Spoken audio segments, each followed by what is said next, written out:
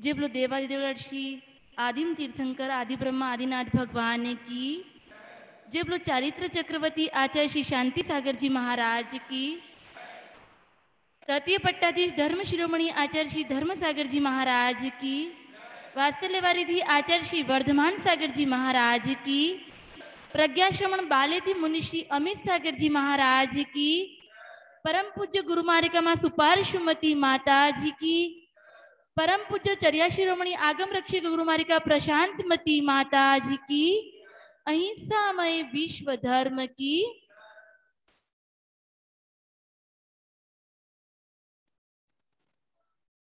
आप पिछले 1.5-2 माह से पूज्य गुरुदेव के मुख से सुनते आए हैं कि देव शास्त्र गुरु का महत्व क्या होता है। अब कुछ दिन पहले से ही गुरु जी ने नमोकार मंत्र पे बताया था कि वास्तव में नमोकार मंत्र क्या चीज है, कि नमोकार मंत्र में कितनी शक्ति है, कितना पावर है वह, लेकिन हम आज तक इस नमोकार मंत्र को समझ नहीं पाए। हम सोचते हैं कि अच्छा नमोकार मंत्र ही तो है, क्योंकि हमने आज तक नमोकार मंत्र को महत्व नहीं दिया। वर्तमान में सबको नई चीज अच्छी लगती है, कोई दूसरा नया मंत्र होता है उसका ज्यादा प्रभाव होता है और नमोकार मंत्र को अपन इग्नोर कर देते हैं। लेकिन बंधुओं, अगर जैन की पहचान होती है तो एक नमोकार मंत्र से होती है।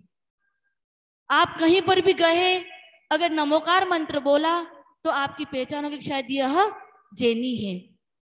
जिस प्रकार सांसारिक कार्यों में लौकिक मंगल के रूप में दूर्वा घास होती है, दधी होता है, अक्षत होता है, मिट्टी का घड़ा होता है, स्वस्तिक होता है, वैसे ही यह भी नमोकार मंत्र एक मंगलाचरण के रूप में है।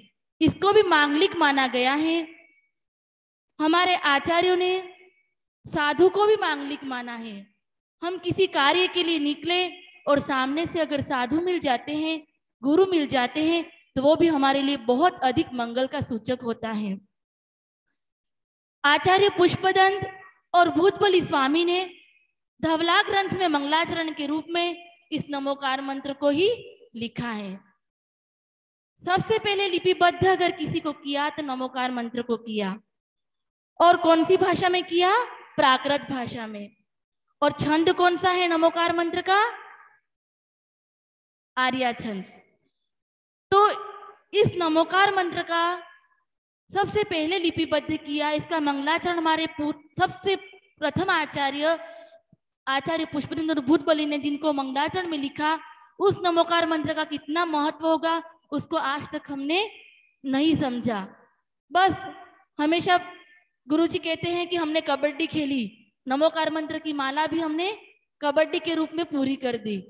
तो हमने इसके महत्व को हम समझेंगे, अगर उस पर श्रद्धा करेंगे तो क्यों किसी की ताकत नहीं है कि हमारा कोई कार्य सिद्ध ना हो।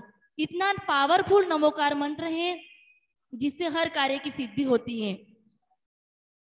जब किसी मुनिराज ने मरणासन बंदर को नमोकार मंत्र सुनाया तो वह बंदर का जीव मर करके सुप्रतिष्ठ नाम का केवली हुआ था। एक हथिनी के जीव को विद्याधर ने नमोकार मंत्र सुनाया तो वह अगले भव में सीताकार जीव बना था। जीवनधर स्वामी ने मरते हुए कुत्ते को नमोकार मंत्र सुनाया तो वह सेठ बना, देव बना। तो बंधुओं, ऐसे कई दृष्टांत हमारे आगम में प्रथमानुयोग में भरे हैं कि जिसने श्रद्धाल पूर्वक इस नमोकार मंत्र का जाप किया और इस नमोकार मंत्र को पढ़ा, उसका हर कार्य सिद्ध हो गया। लेकिन हमें तो हमारी जिनवाणी पर आज तक श्रद्धा ही नहीं है, हमारे देव शास्त्र गुरु पर सच्ची श्रद्धा हमने की नहीं है। एक बार एक लकड़हारा था, बहुत दरिद्र अवस्था से अपने जीवन को गुजार रहा था। रोज जंगल में लकड़ी काटने के लिए जाता और लकड़ी ला करके और गांव शहर में बेच करके और अपनी आजीविका पूरी करता था। एक दिन वह जंगल में जाता है और उसको एक वृक्ष के नीचे कोई मुनिराज बैठे हुए मिलते हैं। मुनिराज अपनी ध्यान साधना में लीन थे। कुछ समय वो लकड़हारा बैठा रहता है। जैसे ही गुरु का मुनिराज का ध्यान पूर्ण होता है और वह अपनी समस्या को गुरु के सामने रखता है कि हे गुरुराज, काफी समय से मैं इस दरिद्रता को धारण किए हुए हूँ, दरिद्र अवस्था को पाल रहा हूँ, कुछ मुझे इस प्रकार का आशीर्वाद दीजिए, कुछ ऐसा मंत्र दीजिए जिससे मेरी दरिद्रता शीघ्र ही दूर हो जाए। ठीक है, गुरु का आशीर्वाद सभी प्राणियों पर समान बना रहता है। गुरु ने आशीर्वाद के रूप में कहा कि नमो अरिहंताणम पद का निरंतर जाप करते रहो, जिससे तुम्हारी दरिद्रता क्रम क्रम से दूर हो जाएगी। ठीक है, वह लकड़हारा लकड़ी लेकर के नगर में जाता है, गांव में जाता है और लकड़ियां बेचते हुए कोई उनको पूछता है कि लकड़ी का भाव कितना है, तो वह लकड़हारा कहता है नमो अरिहंताणम। अब वो सामने वाला व्यक्ति कहता है कि मैं तो लकड़ी का भाव पूछ रहा हूं और ये तो नमो अरिहंताणम बोल रहा है, ये क्या चीज है। इसी प्रकार आगे बढ़ता जाता है और प्रत्येक व्यक्ति लकड़ी के भाव पूछते हैं और वह उत्तर में नमो अरिहंताणम पद का उच्चारण करता जाता है और उस उत्तर देता है। कुछ कदम आगे निकलता है और एक सेठ जी मिलते हैं, क्योंकि पुराने समय में लकड़ी पे ही, चूल्हे पे ही खाना बनाया जाता था, लकड़ी ईंधन का ही उपयोग किया जाता था। वो सेठ जी कहते हैं कि बेटा लकड़ी क्या भाव है, तो वो नमो अरिहंताणम पद का उच्चारण करता है। तो वह सेठ जी नमो अरिहंताणम जैसे ही सुनते हैं तो वह मन में खुशी हो जाती है, मन से गदगद हो जाते हैं कि शायद ये कोई जैनी भाई है जो कि नमो अरिहंताणम पद का उच्चारण कर रहा है और आज इस गरीब अवस्था में, इस दरिद्र अवस्था में होकर के वह लकड़ियां बेचने के लिए निकला है।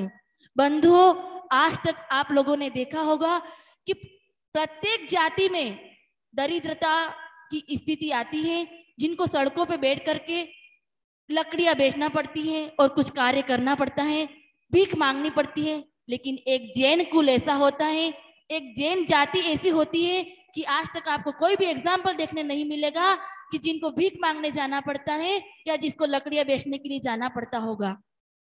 वो व्यक्ति दरिद्र जैन नहीं था, लेकिन उस नमोकार मंत्र से उस सेठ ने पहचान की कि शायद यह जैन होना चाहिए और वह उस लकड़हारे को अपने घर की ओर ले जाते हैं और लकड़ी का गट्ठर अपने घर के द्वार पे रखवा करके और उससे उसको अपने घर पे भोजन कराते हैं, भेंट स्वरूप वस्त्र देते हैं और साथ में 50 रुपए भी उस लकड़ी की कीमत चुका देते हैं। वह लकड़हारा सोचता है कि इस मंत्र में इतना प्रभाव कि मुझे अच्छा भोजन मिला, साथ में भेंट स्वरूप वस्त्र भी मिले और 50 रुपये, रोज तो मुझे 5 रुपये मिलते थे और आज 50 रुपये मिले। उसका श्रद्धान और अधिक बढ़ जाता है उस पद पर और वह नमो अरिहंताणम पद का उच्चारण करते हुए अपने घर की ओर जाता है। घर पे जैसे ही जाता है तो उसकी पत्नी पूछती है कि लकड़ी की कीमत क्या आई, लकड़ी बिक गई क्या? तो वह 50 का नोट पत्नी के हाथ में देकर के नमो अरिहंताणम बोल देता है। पत्नी खुश हो जाती है और अपने उसकी खुशी से उस दिन भोजन में खीर बनाती है। जब पत्नी पूछती है कि खीर कैसी बनी तो वह कहता है नमो अरिहंताणम। जितने भी प्रश्न पत्नी करती है तो वह इस नमो अरिहंताणम पद से उसका उत्तर देता है।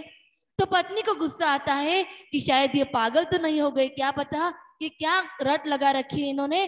तो वह चूल्हे में से अपनी लकड़ी जलती हुई निकालती है और पति के सिर पे मारने लगती है और जैसे ही लकड़ी सिर पे मारती है तो जो लकड़ी के अंगारे होते हैं वह रत्न बन जाते हैं।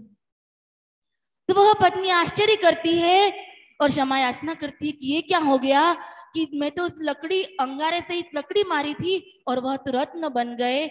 तो वह उस नमो अरिहंताणम पद पे वह पत्नी भी श्रद्धान करने लगती है। तो बंधुओं, इस एक पद का इतना महत्व है तो शायद 5 पदों का कितना महत्व होगा आप ही अनुमान लगा सकते हैं कि इस नमोकार मंत्र में कितनी शक्ति होगी, कितना पावर होगा। क्योंकि उस दिन गुरुदेव बता रहे थे कि हम 1.25 लाख जाप कर लेते हैं लेकिन उसका फल हमको दिखाई नहीं देता है, क्योंकि हम यह क्या करते हैं, देखा देखी कि उन्होंने किया शायद हम भी करेंगे, हमारे भी। लेकिन हमारा जैन धर्म क्या है, भाव प्रधान है, श्रद्धा प्रधान है। तो बस मैं आज यही आपसे कहना चाहती हूँ कि इस अपने देवशास्त्र गुरु की जो भी भक्ति है, उस पर जो भी भक्ति करे, श्रद्धापूर्वक करे, मन से करे, भावपूर्वक करे, तो उसका फल अवश्य ही निश्चय ही हमें मिलता है और उसकी प्राप्ति भी हमें अवश्य ही होती है। इन्हीं मंगलमय भावना के साथ जय बोलो परम पूज्य गुरुदेव श्री अमित सागर जी महाराज की, पूज्य मुनि संघ की।